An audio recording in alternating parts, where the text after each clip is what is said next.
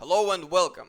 There is about a 50% chance or more, depending on how well this video will do, that you are new here. So subscribe, and you can unsubscribe if you don't like the video. On today's menu is solution to the housing crisis, and I don't know what y'all think about the background, so write a comment about what do you think, and let's get straight into it.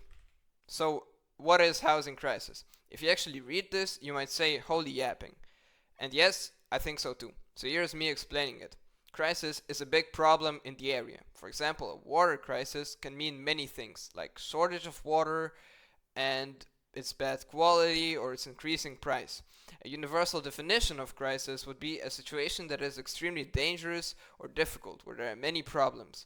So the housing crisis refers to the problems in the area, if you can say so, of the housing market. And in my wonderful explanation with water, it isn't just one problem, it's many. Just as in my climate change video, link at the end of the video, I'll explain and break down solutions to all aspects of it. So, now that we have gone over that, what are the main causes of housing crisis?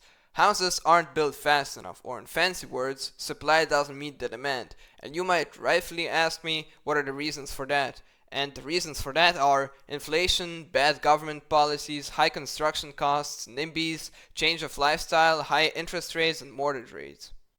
Starting from the back, inflation is a topic for a whole new video, and sadly, I don't feel qualified enough to solve it yet. But someday.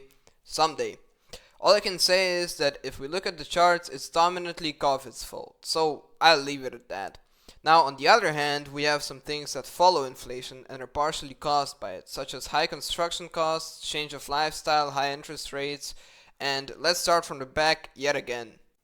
The more I study inflation, interest rates, and all this bank shit, the more I want to do a video about it. So that's what I'm going to do. All you need to know for now is this right here. So take your time, read it, and yeah. Might be fair enough, but so far I haven't really given a solution. I just say, oh, this too complicated to explain in this video, this too complicated to explain in this video. Same as the next thing. But I promise you one thing, there is a solution that I'm going to give in detail with step-by-step guide for the governments, what to do, give warnings and cautions, go over the positives and negatives. You just gotta wait. So next thing on the list is high construction costs. So materials, wages, fuels, electricity, all of those have risen up in price. Again, due to COVID-19 and inflation, all of those things are now more expensive. And that's part of the reason why there's a housing crisis, because building houses is more expensive, leading to houses being rented for more expensive prices and being sold for more expensive prices. So that's that. So now let me cook with the solution. The solution is non-market housing. What is non-market housing? Compared to market housing, where you pay for operating costs and profits for the real estate company, in non-market housing, you don't pay for profits. You only pay for operating costs. The operating costs are electricity, water, heat, maintenance, taxes, and mortgage. Most of the operating costs go towards mortgage, and mortgage has a tendency to be paid off someday.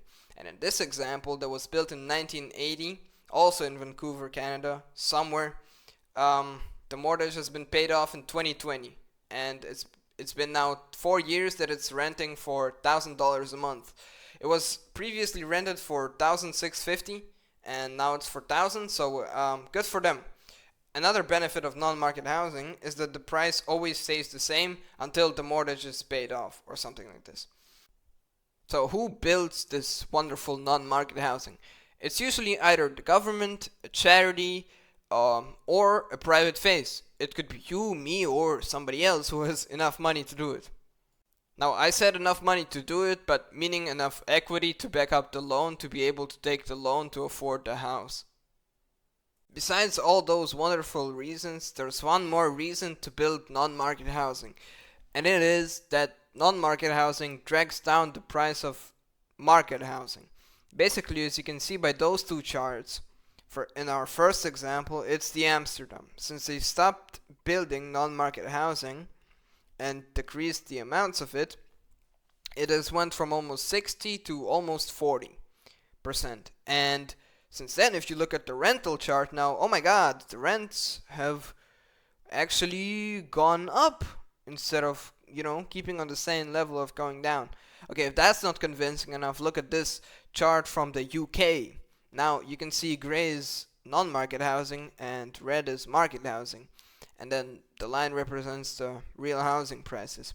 So looking at this one, you can see that around 1970s the non-market housing supply has been going down, and since then, oh my god, what are we seeing? Yeah, it has the price has gone up and then has gone down 1995, but the UK government was like, okay, the non-market housing doesn't really affect the market is self-sustainable now, wonderful. Hell nah. Since 1990s pretty much, when the non-market housing supply is at the lowest, you can see how the market is very high, all-time high, to be honest. I'm running out of time, so I need to be quick on this one. So let's quickly start. Good and bad examples. Good example is Vienna. In Vienna, over 60% of housing is non-market housing. It's the cheapest big city in Europe, with an average price in non-market housing being 7 euros per square meter. The reason they afford a bunch of non-market housing and how they kind of back it up is 400 million euros that comes from property tax. A country that also has property tax but doesn't have non-market housing is Canada, and that's just a fun fact right there. So in Vienna, you could be able to afford this 50 square meter or 540 square foot apartment for 251 euros a month. Again, I said average, it's not, in different non-market housing has different price per square meter usually. So that's that. We'll leave it at this.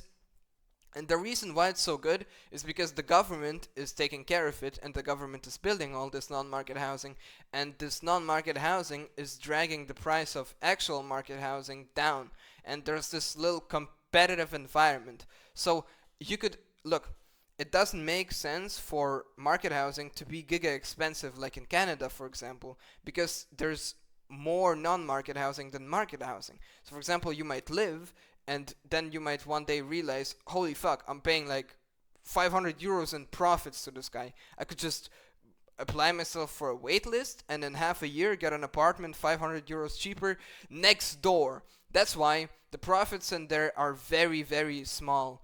And the only reason you would buy a market house in Vienna is because it's better quality for money. And they basically, the metric they compete in is quality for money. Yet in Hong Kong, quickly, Hong Kong does it all wrong. Hong Kong is stupid because in Hong Kong, the laws for building market housing are bad, and the government wanted to make their life easier and made non-market housing super accessible. In Hong Kong, they have like 46% non-market housing, and yet Hong Kong is one of the most expensive cities to rent a house in, because all the market housing can only be luxury due to the laws. So like restriction laws, zoning laws, some other rules, it has to be like super safe, blah blah blah. The government took all of the restrictions off on their housing, which makes it super cheap. Yet companies cannot compete, and the price is not driven down by the non-market housing. Because of that, market housing becomes only luxury housing, and non-market housing becomes only cheap people housing, instead of it being balanced like in Vienna. So that was a little speed run. Now we continue. I have my own little solutions. The way the governments, without implementing property tax, can also influence. First of all, you don't even need that much property tax or that much budget towards it. Like 400 mil is a lot, but to be honest, solving housing crisis will bring you way better benefits. You can watch a video on the internet. Right here, and my very own solution looks kind of like this. So let's say you're a real estate company, you want to build, and you need to go through the process of approval of your house, and you will be like, oh, I need to wait like 2 years in the line to get my housing approved, to get my project approved. Then I need to go through some investment also, then I need to raise a lot of money and this and that. As a government, you might intervene and say, well, if you build for 10 units of market housing, one non-market house unit, in your new apartment condo, we will put you in a priority list. We will review your project and accept it faster than your competitors, as well as we might help you refinance and finance your project. And the guy will be like, in the real estate company, oh yeah, sure. So we're building 120 units, and then the government will be like, okay, that makes you obligated to build 12 non-market housing units. And he will be like, sorry, yes, sir. And everybody is profiting from it, eh? Am I not a genius for that, huh? Well, I certainly am. And this video is longer than it has been planned to be.